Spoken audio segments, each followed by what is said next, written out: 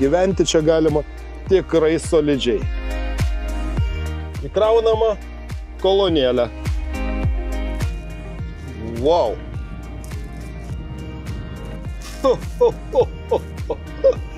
Su žieminėmis padangomis ant slidaus asfalto su sniegu kažkas tai neįtikėtino. Išjungiam stabilizacijos sistemą.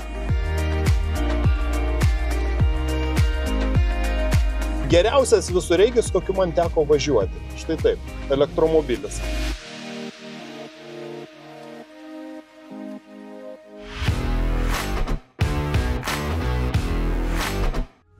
Kai kalbame apie amerikietiškus elektromobilius, žinoma, kaip sinonimą mes beveik visą laiką įvardijame Tesla. Tačiau yra mažiausiai dar 2 gamintojai, kurie taip pat gamina efektingus elektromobilius. Apie vieną jų, Lucid, aš pasakau iš prieš beveik metus vykusios Ženevos automobilių parodos. Sakiau, Lucid yra elektromobilis tiem, kam reikia geresnės nei Tesla surinkimo kokybės. Tiesa, po paskutinio bandyto Tesla Model I aš įsitikinau, kad ir Tesla gerokai pagerino savo kokybę, tačiau kaip ten bebūtų. Bet Tesla yra tiek Lucid, tiek štai čia už mane stovintis Rivian. Taigi, Rivian kaip markė skaičiuoja jau gerą 10-metį, tačiau pirmasis jo elektromobilis pasirodė ne taip ir seniai, 2021 metais. Tai buvo Rivian R1, tai reiškia pirmasis ir flagmano modelis Rivian R1T. T tai yra truck ir tai yra pikapas. Na, o po metų išvydome štai šį labiau tradicinės išvaizdos SUV automobilį Rivian R1S. Na, kaip nesunku suprasti, S reiškia SUV automobilį. Automobilis gali turėti tiek 2, tiek, kaip ir šiuo atveju, 4 elektros motorus, kurių bendra galia siekia daugiau kaip 600 kW arba net 847 arklio galias. Jeigu elektromobilis turi 2 elektros motorus, tai jo galia siekia 400 kW, na, o su padidintos galios 2 elektros motorais tokio automobilio galia siekia 500 kW. Ir taip pat jis turi tikrai didelės talpos akumuliatorius, kurie gali būti 3 skirtingų dydžių. 105, 135 kWh arba net 147 kWh ir tai šiam dideliam, daugiau kaip 3 tonas sveriančiam ir didesniam kaip 5 metrų ilgio SUV automobiliui leidžia nuvažiuoti daugiau kaip 600 km. Na, tačiau su šia 4 motorų versija siūlomas vidutinio dydžio 135 kWh talpos akumuliatorius, kuris leis nuvažiuoti taip pat tikrai nemažai. Na, o dar vienas šio elektromobilio išskirtinumas yra tas, kad jis turi pneumatinę pakabą. Ir tokia maksimaliame aukštyje gali padidinti automobilio prošvaisą iki įspūdingų 37 cm. Ir juo galima įveikti net metro gylio brastą. Na, kad įsivaizduotumėt, kokiu diapazonu reguliuojasi automobilio prošvaisa, aš tai įsėsiu ir pakeisiu automobilio prošvaisą. Manęs prašo įsitikinti, kad po automobiliu nieko nėra. Ir štai dabar galiu automobilio prošvaisą sumažinti iki žemiausios padėties. O štai čia yra elektromobilio įkrovimo vieta. Jį galima įkrauti nuo 11,5 iki net 300 kW siekiančią galią. Ir štai čia yra jungtis pritaikyta Tesla Superchargeriam, nes 2023 metais abidvi kompanijos pasirašė bendradarbiavimo sutartį ir šį Rivian galima įkrauti ten pat, kur yra įkraunami ir Tesla elektromobiliai. Na, o šias dureles atidaryti ir uždaryti reikia paspaudimu automobilio salone ekrane.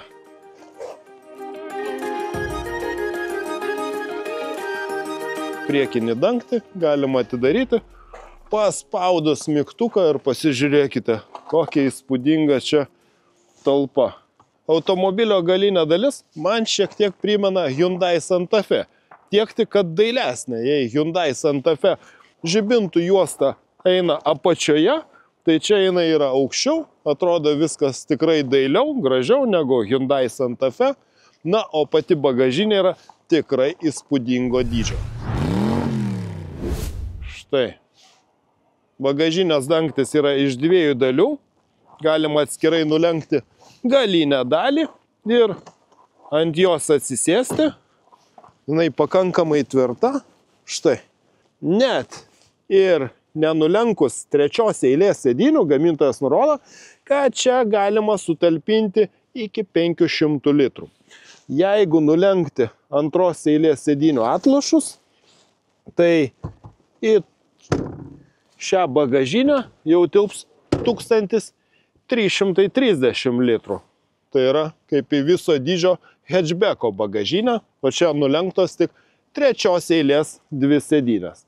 Na, o jeigu nulenkti štai 2 eilės sėdynės, ką galima padaryti štai paspaudus mygtuką, tai tokiu atveju į šitą bagažinę telpa 2500 litrų.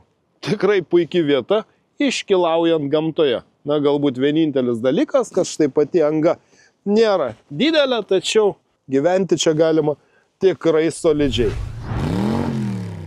Na, o dabar labai įdomu, kiekgi bus vietos, jeigu norėsiu keliauti 3 sėdynių eilėje. Štai, kokios didelės masyvas durelės. Tiesa, jeigu automobilio prošvaisa padidinta iki maksimalių 37 cm, tai čia įsėsti tikrai norėtųsi kažkokios tai rankenėlės. Paspaudęs mygtuką, pastumiu sėdynę į priekį, jinai pati automatiškai nuvažiuoja į priekį, tai tikrai labai patogu. Bandysiu įsitaisyti galą. Na, įsėsti čia tikrai nesudėtinga, tačiau reikės paprašyti, kad 2 eilėje keleiviai pasistumtų šiek tiek į priekį. Tačiau yra podelių laikikliai, yra atidaromos dėtuvės skirtingose pusėse. Na, ir netgi vietos virš galvos yra visai pakankamai, tiek tik tai, kad jos, kojams čia tikrai nėra daug. Tačiau pastumus 2 eilės sėdynės į priekį, keliauti galima visai patogiai. Ir štai, galima net pasidėti ranką. Tikrai amerikietiškai ardvus elektromobilis. Na, o jeigu 3 eilėje niekas nekeliauja, tai 2 eilėje vietos čia tikrai užteks pakankamai. Ir štai, kaip jau minėjau, galima pastumti 2 eilės sėdynės tam, kad 3 eilėje liktų daugiau vietos. Tačiau, jeigu ten niekas nesėdi, galite atsisėsti karališkai, erdviai, pritemdytas panoraminis stoglangis virš manęs. Štai atlenkiamas porankis, kaip ir metalų padengtos plokštelės, Rivian užrašas. Viskas tiesiog šaukia, kad čia yra labai kokybiška ir labai prabangu. Iš tikrųjų taip ir yra. Togus kabliukai. Atrodo viskas tikrai labai stilingai. Sensorinės šviesos. Ir štai klimato kontrolė. Man dar kartą kyla asociacijų su Jeep Wrangler. Tokia štai tvirtos kieto plastiko apdailos detalės. Ir gamintojas nurodo, kad šitos dirbtinės odos apmušalus galima lengvai plauti. Jie nesunkiai išsiplauna, jeigu kažkur išvykoje juos išpurvinate. Gaila, bandau šį automobilį ne Lietuvoje ir turiu tokį gana ribotą laiką, kurį galiu skirti šiai mašinai. Iš tikrųjų įdomi ir kaip jau tikriausiai supratote, iš mano pirmos dalies apžvalgos, kalbant apie galą, čia viskas yra kalbama apie aukštesnę klasę, apie premium segmentą, apie išskirtinės detalės. Todėl nieko keisto, kad ir atsisėdus į priekį, viskas tikrai maloniai džiugina aukštos kokybės medžiagomis. Štai toksai medis su faktūra, toks lyg ir išdegintas Rivian užrašas, oda, kuri tikrai lengvai nusiplauna. Na ir viskas tikrai labai atrodo kokybiškai, bet ir šiuolaikiškai. tai skirtingai nuo Tesla čia yra mažesnis ir horizontalus multimedijos ekranas, kitas ekranas yra priešais vairuotojo, na, yra daug tokių įdomių niuansų. Pavyzdžiui, čia nėra dėtuvės, visiškai neradau, absoliučiai jokios, keista, kad gamintojas nesumontavo, tačiau yra štai tokia didelė erdvė tarp priekinių sėdynių, atidaroma dėtuvė yra čia nais ir dar vienas toks įdomus dalykas yra, štai nueinu į dock, štai įkraunama kolonėlė. Ir štai galima apie ją daugiau sužinoti, išėmus, štai čia galima susėti su savo telefonu, jinai įsikrauna ir galite savo triukšmauti gamtoje, džiuginti aplinkinius. Arba galite to ir nedaryti. Taigi, štai toks įdomus niuansas. Įstatau tą kolonėlę atgal, užsirakino ir štai Lenmo, čia yra informacija apie tai, ką jinai ten daro. Taip pat tokios patraukiamos dėtuvėlės neypatingai didelios durelėse, todėl čia jau sudėta kažkokių tai smulkmenų, taip pat štai Tesla įkroviklio perėjimas ir keli daiktai ir viskas, dėtuvė pilna. Tad iš esmės net nelabai radau, kur įdėti pačią savo gertuvę.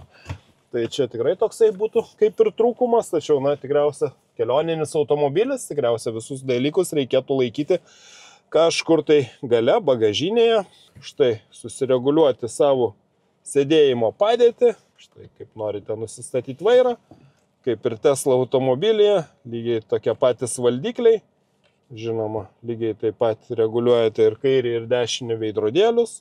Ir žinoma, kol dar šiek tiek šviesu, labiausia norėtųsi išbandyti važiavimo režimus, kaip minėjau, čia yra įprasti važiavimo režimai ir netgi kiekviename režime galima nustatyti, kaip veikia pakaba, kai veikia stabilumo kontrolė, kai veikia regeneracinis stabdymas, right feel, soft, moderate. Kadangi tai yra pneumatinė pakaba, tai galite pasirinkti pagal save visus tos dalykus, bet dabar noriu nuvažiuoti ten, kur galėčiau šitą automobilį išbandyti visų pajėgumu. Nes man tai akivaizdu, kad būtent Rivian yra elektromobilis, tačiau šis elektromobilis yra tikrai orientuotas į bekelę. Nu, kalbant apie savivaldį važiavimą, tai irgi panašiai kaip Tesla, štai rankenėlė paspaudžiama žemyn ir štai jis pats pradeda važiuoti, man rodo, šalia esančius automobilius, tai kažkodėl jis nenori važiuoti savo eismo juostą. Štai atvaizduoja mašiną šalia ir jau važiuoja jis man į šoną. Štai nieko nedarau. Eismo spūstyje, jis štai pats sustoja ir po to pats pradeda važiuoti. Na, akivaizdu, kad jeigu jau yra pavyzdys kaip Tesla, tai, na, reikia ir lygiuotis į geriausius. Na, kalbant apie važiavimo komfortą, tai iš tikrųjų turiu pasakyti, kad man tai tikrai jaučiasi, kad čia yra tos bekeliai pritaikytos padangos su kietais kraštais, kokia didesnė duobė, gana įveikia kietai, tačiau pats automobilis su pneumatinė pakaba, žinoma, važiuoja komfortiškai. Pats važiavimas yra banguojantis, palyginti švelnus. Na ir tikriausiai atkreipia dėmesį, kad aš nesinaudoju navigaciją. Aš galėjau čia, žinoma, automobilio jungti navigaciją, tačiau čia nėra nei Android Auto, nei Apple CarPlay. Ir, na, tikriausiai įvedus tašką, štai į tą jo gimtąją navigaciją galima nuvažiuoti. Taip pat kaip ir Tesla nesiūlo tų trečiųjų šalių paslaugų jungiamumo. Čia tas dalykas, kurį žino ir Tesla automobilių vairuotojai. Rivian nėra išimtis. Šitas automobilis yra tikras visureigis, kas kad varomas elektra, tačiau pirmiausia jo savybė yra būtent važiavimas bekelė. Jūs galite nuvažiuoti tikrai labai toli ir netgi klausimas, ar jums čia reikės kažkokio tai traktoriaus, kad jūs išgelbėtų. Šakos, aišku, įvertinus automobilio kainą, apie kurią aš užsiminsiu vėliau, visai nesinorėtų jo apibraižyti. Pasistatėte mašiną kažkur gamtoje, žinoma, kreivai, šleivai, tačiaugi nenorite miegoti taip skersai. Ir čia yra toksai vadinamas camping mode, kur aktyvuojate ir paspaudžiate išlyginti SUV automobilį. Ready to level. Tuo metu automobilio durys užsidaro, jos negalima atidaryti. Ir automobilis per kelias minutės parašyta, kad jisai pradės išlyginti horizontą, tarsi gulšiukas būtų sumontuotas automobilyje, kad štai jame galėtumėt lygiai įsitaisyti ir gulėti. Ready to level. SUV automobilis išlygintas, lipu pasižiūrėti, kaipgi atrodo tas vaizdas. Tiesa, čia šaudo aplinkui, bet pratybos tai ne karas. Priekinės ašies ratas pakilęs, o štai galinės ašies jisai yra suspaustas tam, kad automobilis būtų lygus. Na, o priešingoje pusėje, ten, kur automobilis būtų pasviręs, štai iškeltas maksimaliai. Čia dar yra toksai štai smagus drift režimas. Išjungiam stabilizacijos sistemą. Žinoma, daugiau galiniam ratam perdodama galios.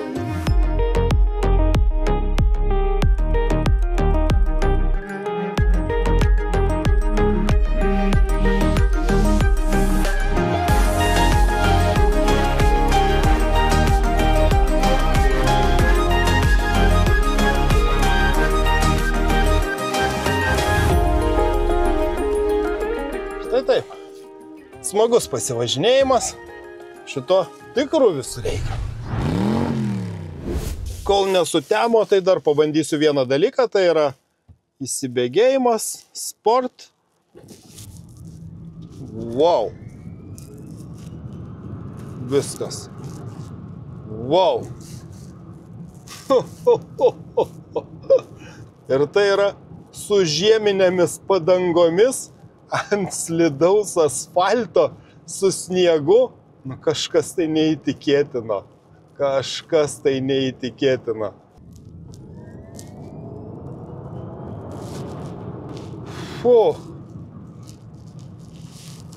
Taip, dabar jau greičiau negu per 4 sekundės, 3,92.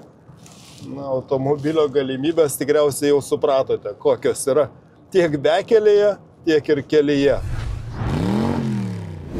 Na ir turiu dar pasakyti, kad mane maloniai nustebino valdymas. Štai toksai sukteli vairą ir atrodo tie ratai tokie aukšto profilio, tačiau automobilis tikrai labai klusniai seka vairą. Galbūt vieno, ko aš dar norėčiau, štai pavyzdžiui, aš dabar esu pasirinkęs savo individualų važiavimo režimą ir regeneravimas energijos čia yra mažiausias lau, bet jis vis tiek dar toksai gana intensyvus. Tai ką jau kalbėti apie tą standartinį regeneravimą ir stiprų regeneravimą. Tai tikriausiai norėtųsi, kad būtų truputį dar švelnesnis, kad atleidus akceleratorius taip stipriai nestabdytų, bet tikriausiai įpratimo reikalas ir taip sutaupoma energijos. Ir tikriausiai, kai važiuoji užmiestyje, tas regeneravimas atitinkamai važiuojant didesniu greičiu būna mažesnis, negu kad važiuojant štai tokiu greičiu mieste. Tikriausiai geriausias visureigis, kokiu man teko važiuoti. Štai taip, elektromobilis. Vis dar iki galo nesutemsta, dar turiu pasidžiaugti tikrai puikia garso sistema, kur štai equalizeriai tiesiog simboliškai pažaidžiau, palikau tos praktiškai standartinius nustatymus, nes skamba tikrai įspūdingai muzika.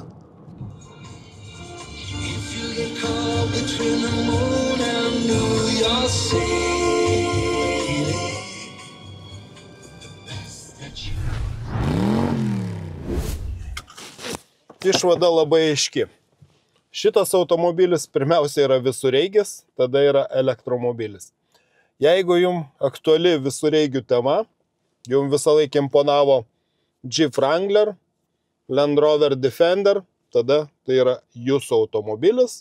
tik tai, kad varomas elektra. Ir kuris kainuoja tikrai nemažai. Čia yra maksimalios komplektacijos automobilis su 4 elektros motorais, kurių galia siekia beveik 900 arklio galių ir todėl jo kaina, taip pat įspūdinga. Tikslių skaičių man nepasakė, tačiau 170 000 eurų, būtent tiek kainuoja automobilis. Kai žiūrėjau į kainas Jungtinėse Amerikos valstijose, tai ten tokio automobilio kaina prasideda nuo maždaug 100 000 eurų, nuo 100 000 dolerių, galbūt mažiau kažkiek tai, tačiau žinoma, Europa su savais mokesčiais ir kitais reikalavimais yra atskiras dalykas ir tai yra vieni pirmųjų Rivian automobilių Europoje, kuriuos pradėjo vežti ir tikimasi juos homologuoti. Yra vos keli tik tai Rivian automobiliai Europoje ir aš paklausiau, garantijos visos veikia. Reikia įstoti į Rivian automobilių klubą, tada tie, kas atvaro šitą automobilį, žada, kad automobilio problemos galima išspręsti tiek nuotoliniu būdu programinę įrangą, tiek jeigu jau reikalingas įsikišimas į pačią automobilio techniką, automobilio mobilus servisas atvyks per 2-3 dienas.